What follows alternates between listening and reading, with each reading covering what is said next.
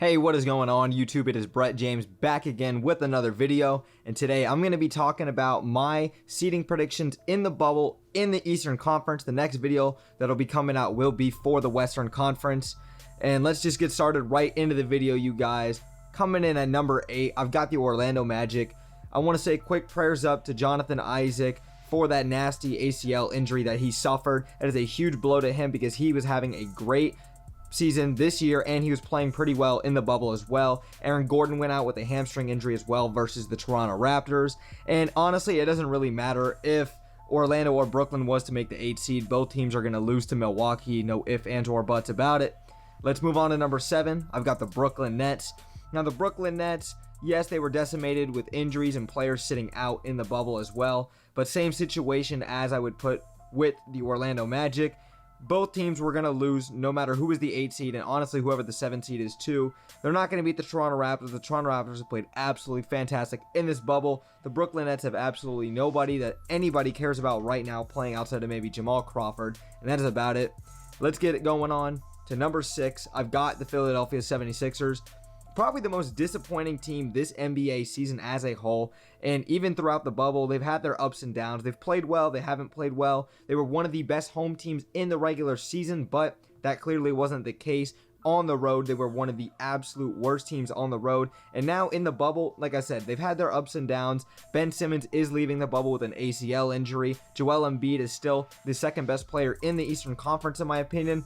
They're still a great team, but Brett Brown is not the right coach for this team, and the players that they have around him just aren't good enough. They're definitely going to miss out on Jimmy Butler and JJ Redick in these playoffs.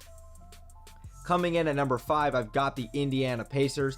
The Indiana Pacers have played exceptionally well during this regular season and in the bubble, and then Victor Oladipo returns back to the bubble, and he hasn't even been that impressive. The storyline for the Indiana Pacers has been TJ Warren. He's been averaging over 40 points per game in this bubble, killing the Houston Rockets, the Los Angeles Lakers last night, the Philadelphia 76ers. TJ Warren has been on an absolute tear, and if there was a bubble MVP award, this man is the leading candidate for it right now. Now let's move on to number 4. I've got the Miami Heat. Now a lot of people are talking about the Miami Heat as an actual serious contender in the Eastern Conference to pull an upset. Don't get me wrong, I think the Miami actually do have the roster to pull off an upset, and people are saying that they'd pull off an upset versus the Milwaukee Bucks in the second round. And like I said, they've got the players, they've definitely got the coach, they've got the leader in Butler, they've got the shooters in Duncan and Hero, but there's just something missing with this team. I don't know what it is. I don't take them very seriously. I think they're a good team. I think they have a legitimate shot at making a conference finals, but I highly doubt it. I don't see them getting past. Now coming in at number 3, I've got the Boston Celtics. The Boston Celtics, the last 2 or 3 years, they've been a finals contending type of team. You know, back in 2017, they made it to the Eastern Conference Finals. They went to Game 7 with LeBron James. They ended up losing that series. That following 2018 season, they go and lose to the Milwaukee Bucks in the second round. They lose that series 4-1. Kyrie Irving is a huge reason why that team was not as successful as they were or as they should have been. He is not the only one to blame. I would most certainly blame Brad Stevens and Gordon Hayward as well. With that team, Jaylen Brown and Jason Tatum take a huge step back because of that.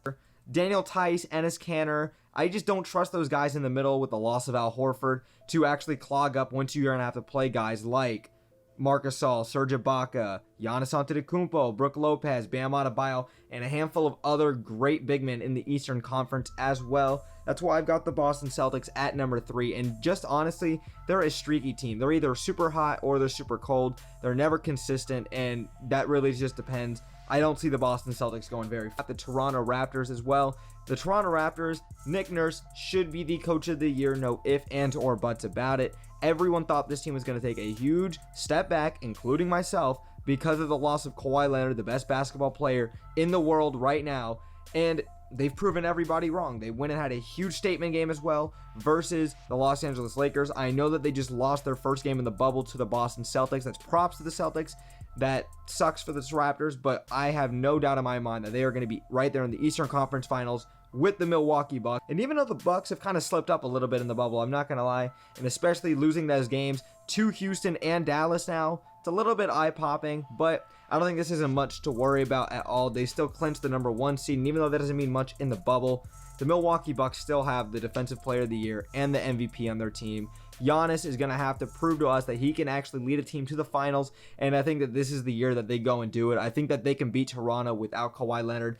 Thank you guys so much for watching the video. I really appreciate it. If you guys liked what I had to say and you liked my standings in the Eastern Conference, make sure you guys drop a like, subscribe, and comment down below what your seeding predictions are and your predictions in the Eastern Conference are going to be as well. Who do you think is going to come out? I think it's pretty obvious. It's going to be Milwaukee and Toronto are the only two teams that actually have a shot to come out. But if you guys have something else, man, make sure you guys drop them down in the comments. I'm always responding.